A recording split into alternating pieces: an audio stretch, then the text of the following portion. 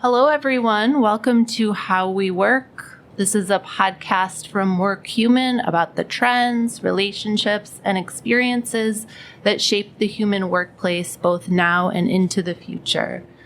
My name is Stacy Thompson, and I'm the Senior Director of Content Strategy and Activation here at Workhuman. So today we're talking about the hashtag future of work. It's a topic on everyone's minds as nearly everything about the way we work has changed over the past few years. It's also a topic we talk about constantly within the Workhuman community, including and especially here at Workhuman Live, and continue to evolve our thinking as we look to build a more human workplace for all. We've got with us today a very special guest, the one, the only Malcolm Gladwell.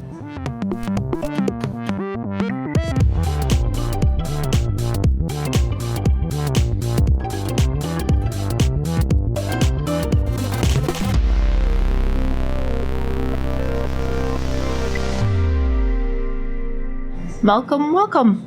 Thank you. We all know you as New York Times bestselling author, one of foreign policy's top global thinkers, active podcaster, the list goes on and on. But I'd love to start out by getting to know the human that is Malcolm Gladwell. All right. So if you don't mind, tell us something fun, interesting, or weird about yourself. In other words, what makes you human? Oh. Well, what am I? I'm a car nut. I have too many cars, and I turn them over too much, constantly selling and buying them. Spend way too much time on car websites. I am also a massive track and field fan, a runner. Mm-hmm. I read thrillers endlessly. Those are probably my kind of quirkiest interests. Love it. I did know you were a runner. Didn't know you were a car fanatic. How many cars do you have? Well, at the moment I have 4. It's complicated. There's always in a state of flux, but I have 4 at the moment, which is embarrassing because I don't really need 4, but I'll be honest with you. Do you drive them all? I do. Well, they're not fancy cars. I don't actually like fancy cars, but I have one nice car, which is in storage, which I drive very rarely. It's 2003 BMW M5. Low mileage, gorgeous car. The others I drive, I rotate among them. Rotate them in and out. All right, let's dig into the future of work topic. It's a pretty meaty one.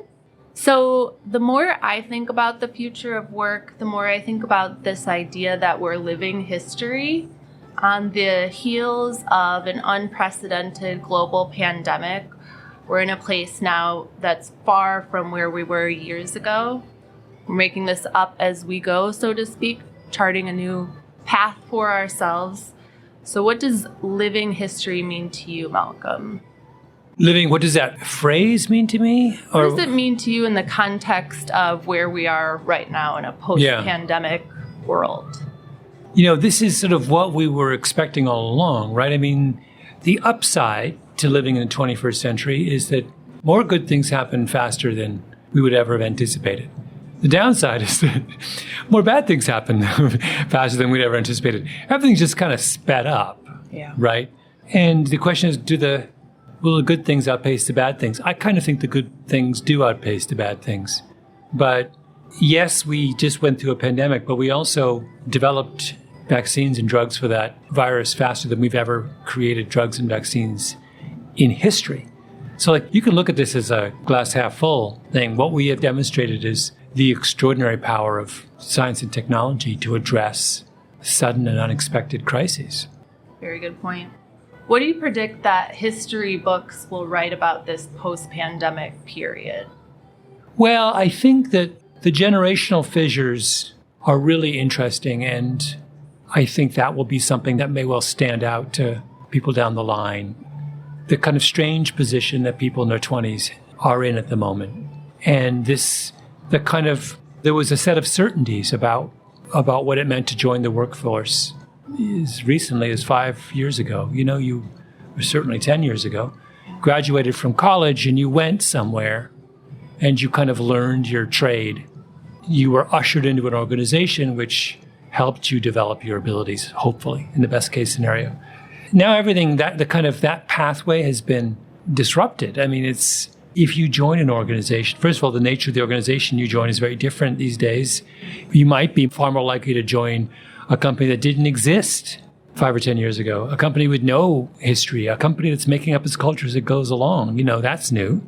You might not go to a physical place. In fact, that's another, obvious generational fissure. I feel like a lot of younger generation does not want to go to the office. So there's all these kinds of, and your willingness to be, certainly in certain sectors, there's a lot of mobility. I don't have any data, but my gut is that in certain industries, there's far more mobility than there was a generation ago. That's new. So those are all kinds of just the experience of becoming an adult in the workplace. It's just that story's different today. I think there's also a sense of power within the control of the employee in a way that there wasn't before, with things like the Great Resignation. And it's no longer, you get out of college and you spend your entire career in one place. And that's a big shift, too, from previous generations that I think is a real turning point for us in terms of the workforce. Yeah. Yeah, I had a really interesting conversation with somebody in this world who was talking about how with online, the real change that's brought by online hiring and the rise of these is the nationalization of the labor market. That we thought we had a national labor market before, but in truth, it was very specific to certain kind of industries. But most companies hired most of their key workers relatively locally. And that's what's changed. Now it's almost as easy, assuming you can deal with the immigration stuff, you can have international labor markets for certain industries. And that's a kind of, if I had to list all of the changes in the workplace according to their long-term importance, the real nationalization of the hiring marketplace would be at the top. I think it's a very, very big deal. Yeah, it is, because it's now abnormal to all be in the same place, in the same office. It's a completely different way of hiring and thinking about the workforce. It's just completely changed almost overnight. Yeah, and the nationalization of the workplace also, of the labor market, also the location is sort of an issue now in a way that it wasn't in the past. I mean, in a positive way, that if you're Procter & Gamble and you're in Cincinnati, you have an opportunity now to talk about Cincinnati to people who aren't from Cincinnati, right? Who aren't just from Ohio or aren't just from...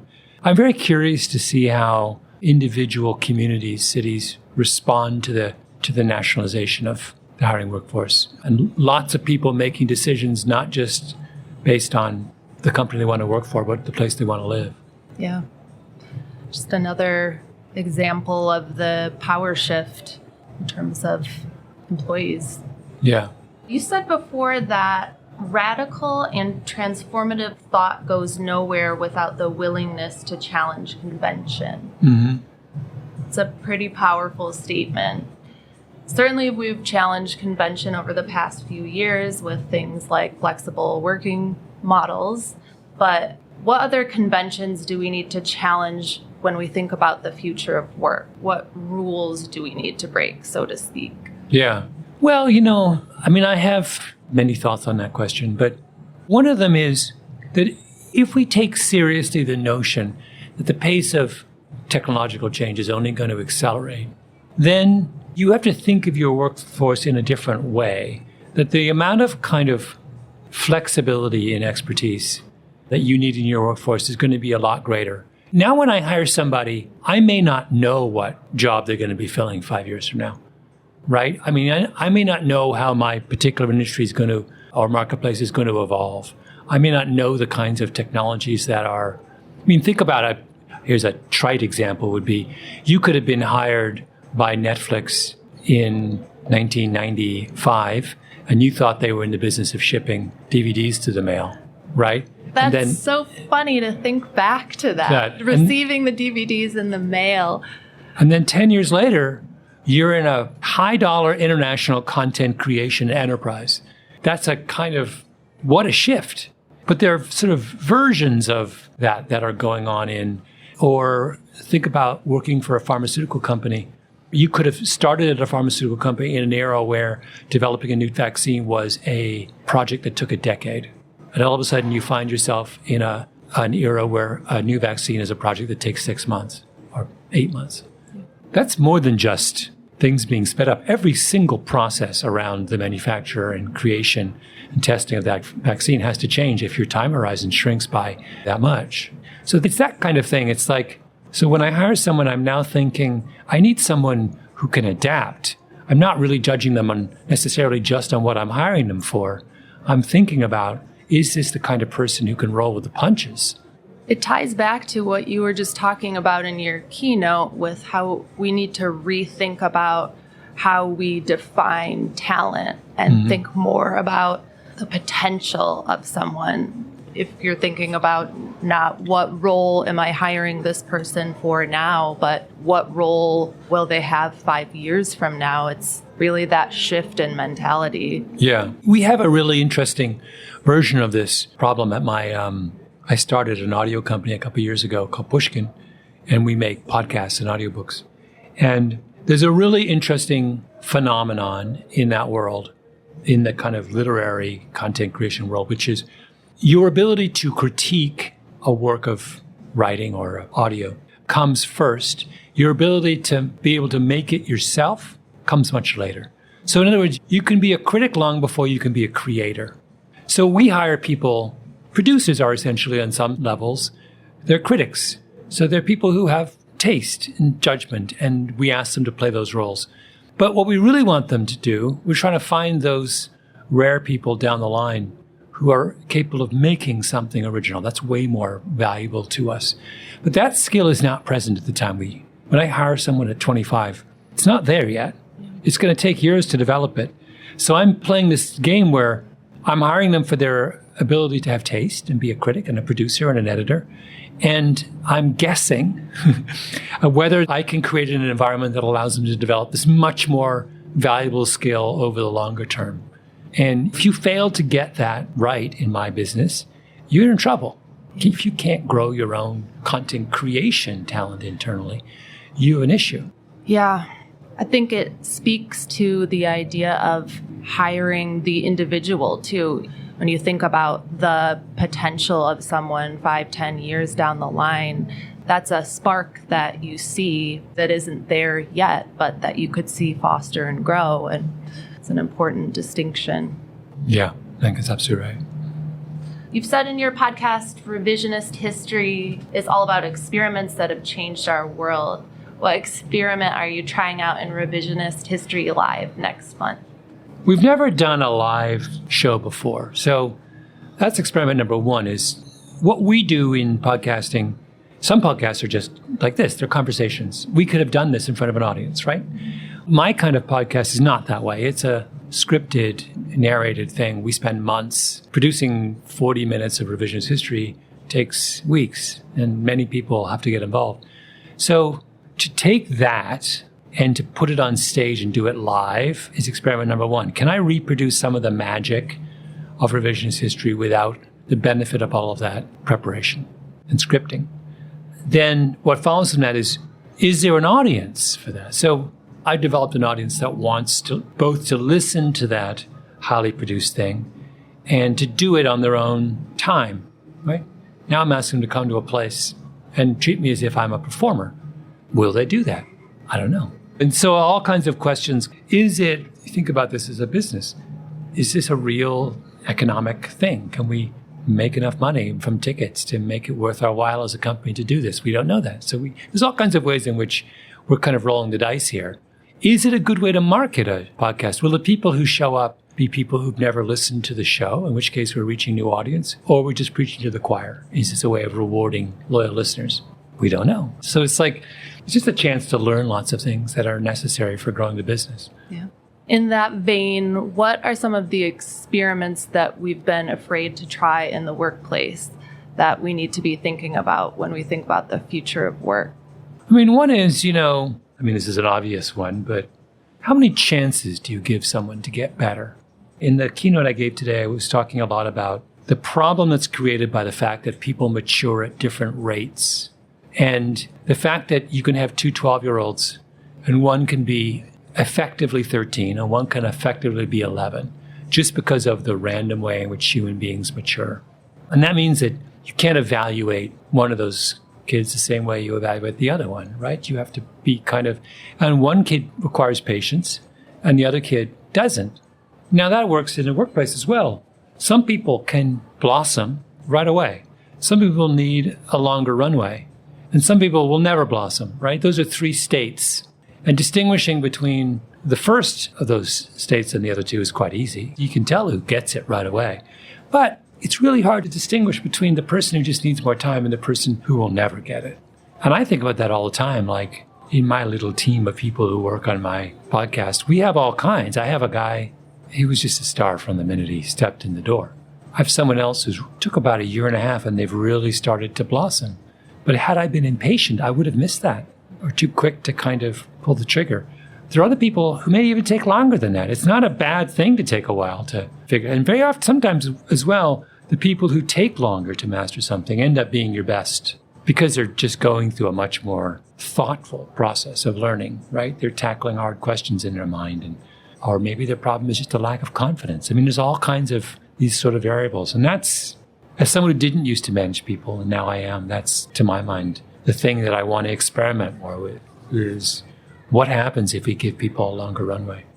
I think what you're talking about is the idea of thinking about the employee as the individual, and not everyone learns or grows at the same rate, nor should they, but there needs to be more of an emphasis on that as we think about the future of work. The workforce is made up of all different types of people, and we can't box ourselves into thinking about one way of what makes good or bad talent. It's different depending on the individual. So I'll give you an example of how this experimentation plays out. And one of the most important things we do with the podcast is the table read. So I'll write a draft, and then we sit down and I'll read through the script and we'll play the tape and we'll see if it works. It's the first time usually that I've heard the tape and the writing together, and that any of us have heard the tape and the writing together. And then we have a conversation, and that's our opportunity to make it better. And I noticed that some people never say anything during a table read, which bothers me because I know they have reactions. So I've started to experiment with, now I have 2 table reads. And the first one is much smaller and has just my most junior people and maybe 1 experienced person. But a normal table read might be 12 people. Now I have them. The first one is 3. And what I've discovered is that I get way more out of my younger employees in a small preliminary table read. And it's just about what I thought was they didn't have anything to say, or they weren't smart enough, or it was none of those things. It was just that they were shy, essentially, a version of shy, and didn't feel comfortable speaking in a group of a lot of people who were a lot more experienced than they were. All I had to do was to change the environment. Yeah. And now I get this incredible level of feedback in that early stage. Yeah. That's so interesting. And I think it corresponds to how we're thinking about education as well. It's no longer all students learn the same way. There are different ways of learning. And I think it's a good point you made about sometimes it's about changing the environment, and you can get completely different results depending on changing that one environment. Yeah, I think that's true. In your book, Blink, you described the idea of thin slicing, making a reasonably accurate assessment of a person or a situation based off just a few seconds. How does this concept help or perhaps hinder our ability to collaborate in the workplace? I think it largely hinders. The point in Blink was that not necessarily that we're good at that, but that we do it. It exists. Now, some of those impressions, there are certain kinds of things that are, you can make a relatively accurate assessment of whether someone is friendly or happy or attractive or charismatic very, very quickly. But big deal. The things that really matter, is this person a thoughtful, caring, conscientious person? Do they know what they're talking about? Are they trustworthy? Those kinds of things you can't. And in whatever flash judgment you make, snap judgment you make about someone along those dimensions is unlikely to be accurate. You can't tell what someone's thinking in an instant. All kinds of studies have showed that even with people we love, we're terrible at guessing what's going on in their mind at any given moment. So I would say that tendency of ours to over-rely on snap judgments outside of the areas where snap judgments are useful is a problem. Yeah. And the workplace cannot proceed well and happily when people are collaboration and things, when people are relying on those sorts of blink moments. How do we overcome that? Or maybe we can't. That it's just be aware of how potentially problematic those kinds of judgments are. And again, give people time to get to know each other properly. Just that idea of it goes back to that earlier notion I had of some people need a long runway. Well, there are cases where we all need a long runway. We should teach each other to suspend judgment about others until we have a more considerable body of evidence to make a decision. Yeah, that's a pretty powerful thought, teaching people to suspend judgment. And I think you're right that it starts with awareness that we're doing it. Yeah. Malcolm, switching gears completely, you and I are both runners. You run a 5-minute, 15-second mile, and I run a 10-minute mile. But I often find that I do my best thinking while running. Yeah. I have read that you have said that running helps keep you sane. So any epiphanies about the future of work while you run? Well, the obvious one is the importance of giving people time for reflection. To my mind, the value of running, apart from its physical benefits, is it's a chance to be alone with your own thoughts. And it's very hard to find time to be alone with your own thoughts. And I don't know I think we have come to undervalue those kinds of protected times and spaces in people's lives, that building a highly collaborative, functional workplace also requires giving people alone time, protected alone time. My friend Adam Grant has all of these notions about the value of meeting-free days or email-free days, and I think that's so super important that if we're going to ask people to do complicated, highly creative work, you got to create a space where you give people the time to work through creative, complicated thoughts. And you can't do that when you're stuck in a meeting all day. No, you cannot. Wonderful. Well, it was lovely having you on our podcast, Malcolm. Thank you so much for being here with us today and being part of the Workhuman Live community. It's been my pleasure.